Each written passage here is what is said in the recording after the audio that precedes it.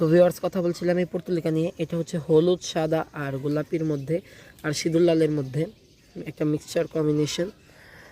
আর এই ধরনের কম্বিনেশন কিন্তু সাধারণত পরাগায়নের মাধ্যমে ঘটে, হয়তো বা ঘটেছিল। আমার হলুদ ভ্যারাইটিটা এখন নেই, তখন ছিল, তখন হয়তো বা এই কাজটা হয়েছে।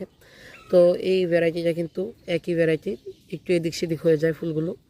আর আরও আছে, এই যে এখানেও দেখতে পাচ্ছেন একটা, এই ফুলটা অনেক বড়।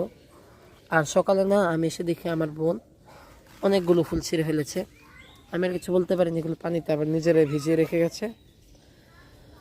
তো আরও আছে, ওটা দেখাচ্ছে আপনাদেরকে।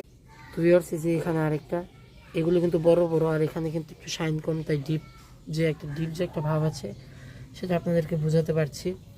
আর আরেকটা আছে, সেটা হচ্ছে নীল। এই যে নীলটা কিন্তু আজকে সকালে যেহেতু বৃষ্টি হয়েছে, নীলটা একদম থেতলে বেতলে গেছে, ফুলটা বোঝাই যাচ্ছে না। এটার সাইজটা কিন্তু একদম